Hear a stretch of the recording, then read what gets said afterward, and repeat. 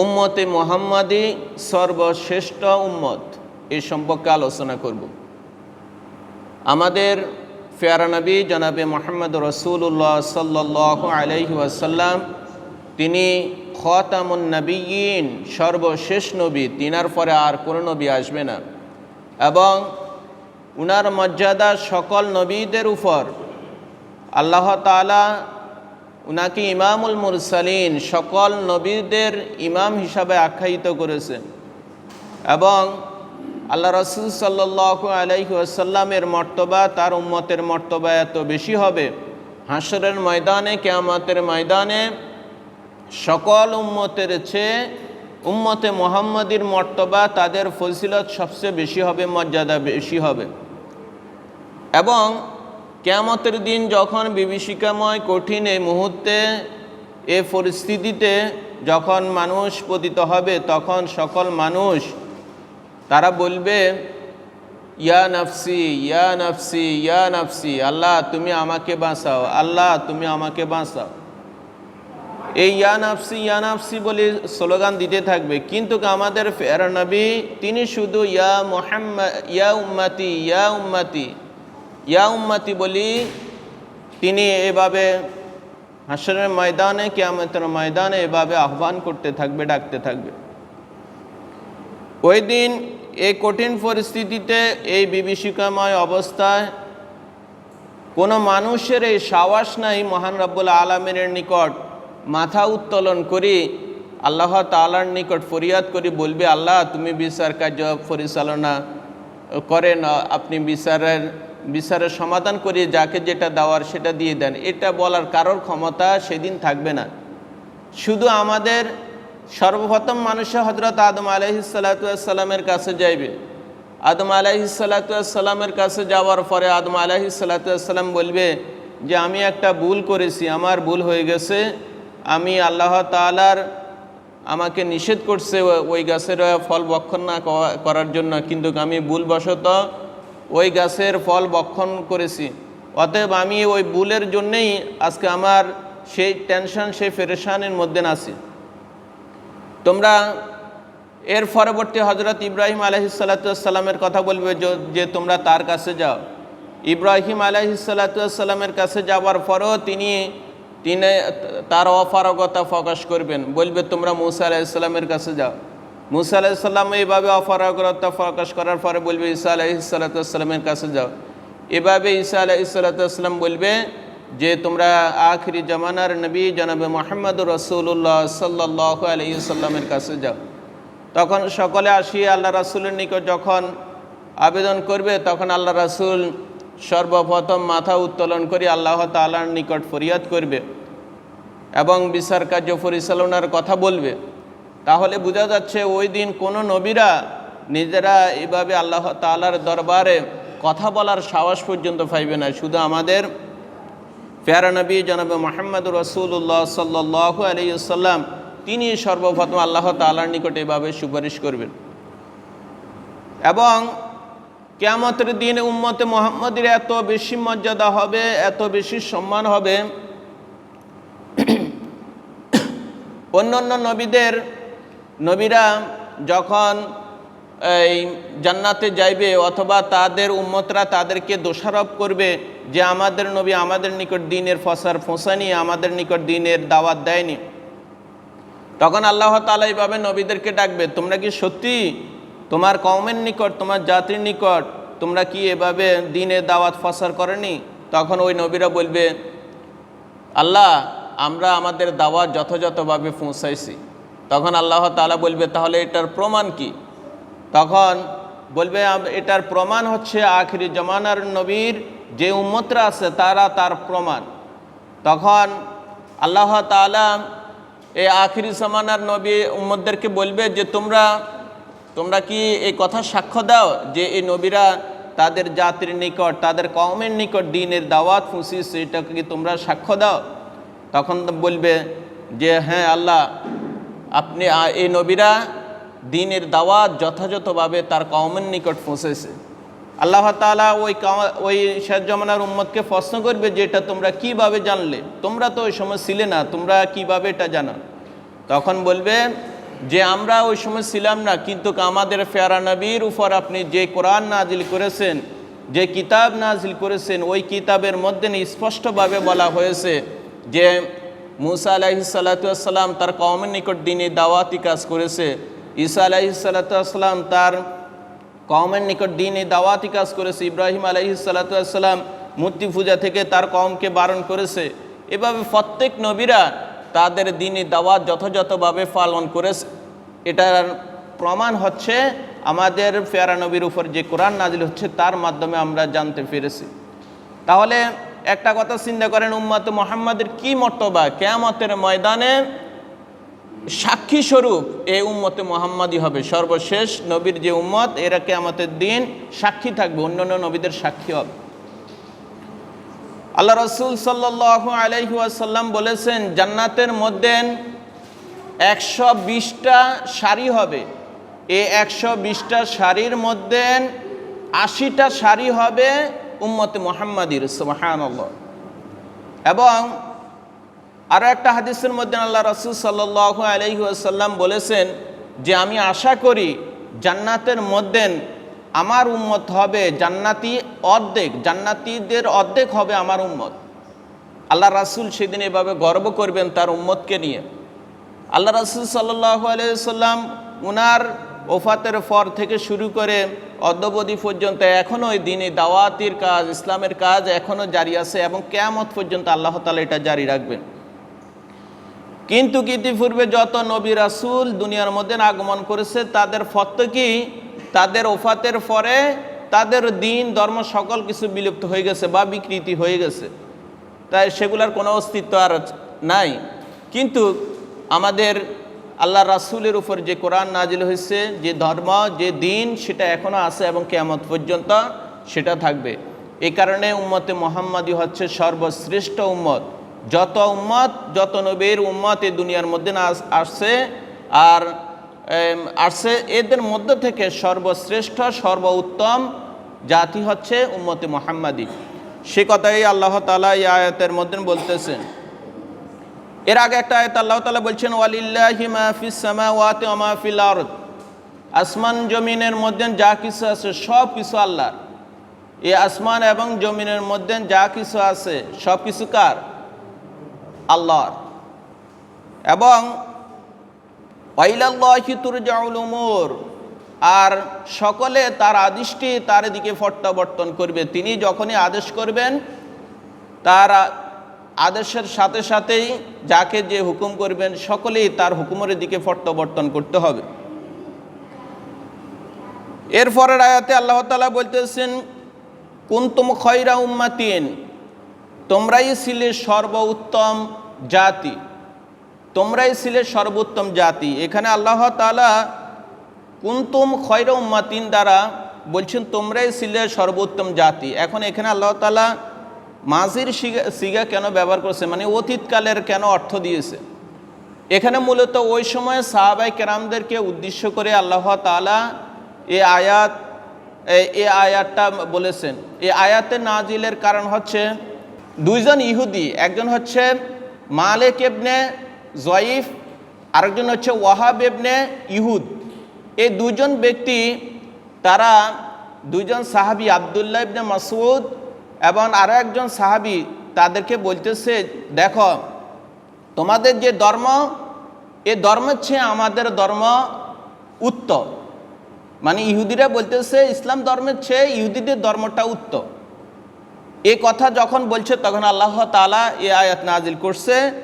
নাজিল করে বলতেছেন, কুনতুম খায়রা উম্মাতিন, তোমরাই হচ্ছে সর্বোত্তম জাতি, তোমরাই ছিলে সর্বোত্তম জাতি। এখন যাতে ওই ইহুদিদের কথার জবাব দেওয়ার জন্য আল্লাহ তাআলা এই আয়াত নাজিল করছেন। এখন আল্লাহ তাআলা এই সর্বোত্তম জাতির কি বৈশিষ্ট্য হইতে হবে, কি বৈশিষ্ট্য থাকলে পরে সেই সর্বশ্রেষ্ঠ জাতি হবে, তার তিনটা গুণ আল্লাহ তাআলা বলছেন। আল্লাহ তাআলা বলতেছেন, উখরিজাত লিন্নাস, তোমাদেরকে মানুষের জন্য, মানুষের কল্যাণের জন্য বের করা হয়েছে। কি কল্যাণ?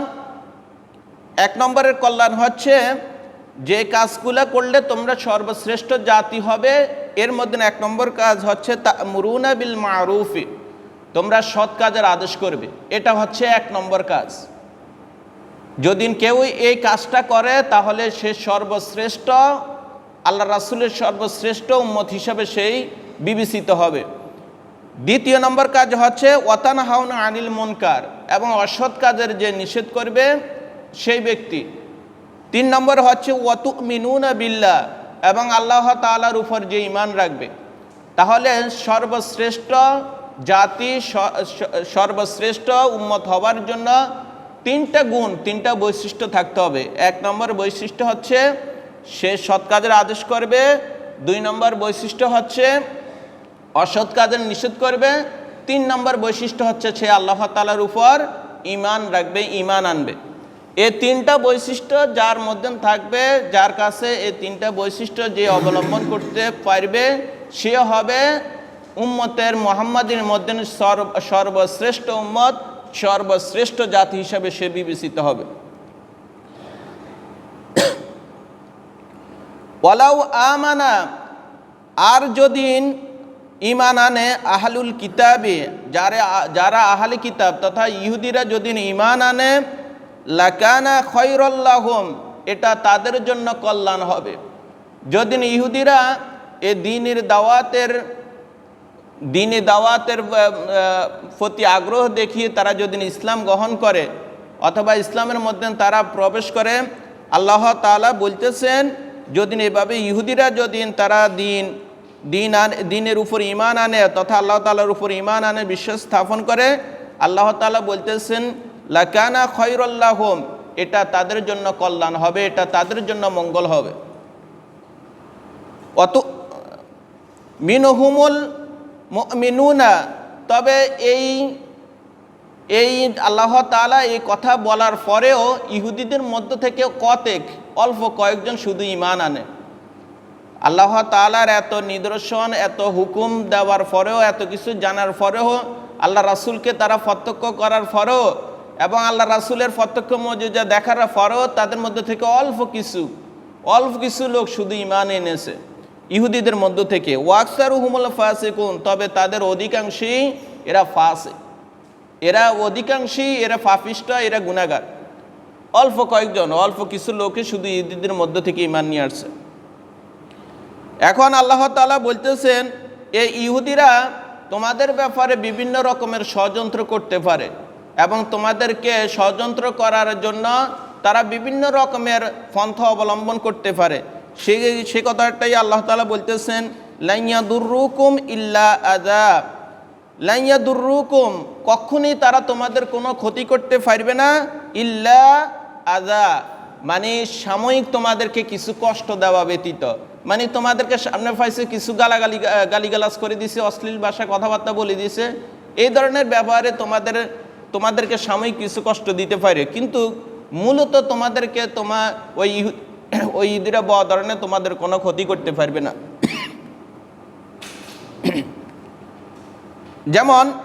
যেমন কি ক্ষতি করতে পারবে না, এর একটা প্রমাণ দিয়ে আল্লাহ তাআলা বলতেছেন ওয়াইয়ুকাতিলুকুম, যদি তারা তোমাদের সাথে এভাবে যুদ্ধ লিপ্ত হয়, ইউয়াল্লুকুমুল আদবার, তাহলে তারা পৃষ্ঠ প্রদর্শন করবে।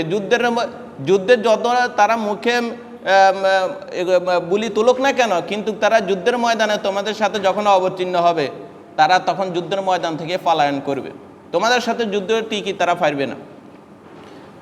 সুম্মা লা ইউনসারুন, এবং অতঃপর লা ইউনসারুন, তাদেরকে কোনো সাহায্য করা হবে না।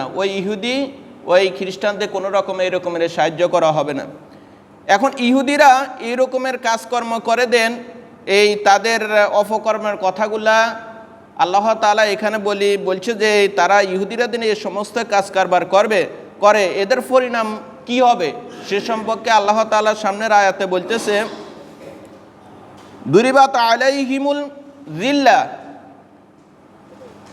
তাদের উপর চাপিয়ে দেওয়া হয়েছে, আল্লাহ তাআলা তাদের উপর চাপিয়ে দিয়েছেন যিল্লা মানে লাঞ্ছনা। এদের উপর এরা যেখানে যাইবে সেখানে লাঞ্ছিত হবে। এখনও পৃথিবীর মধ্যে যেখানে ইহুদিদেরকে অন্যান্য ধর্মের মানুষ মুসলমান বলেন বা অন্যান্য ধর্মের মানুষ বলেন, তারা ইহুদিদেরকে দেখলে মানে একটা ঘৃণা, তাদেরকে লাঞ্ছনা করে, মানে এদেরকে কেউ আন্তরিকভাবে গ্রহণ করে না। আইনামা তুকিফু, তারা যেখানে থাকুক না কেন, যেখানে অবস্থান করুক না কেন, তারা লাঞ্ছিত হবে, অপমানিত হবে।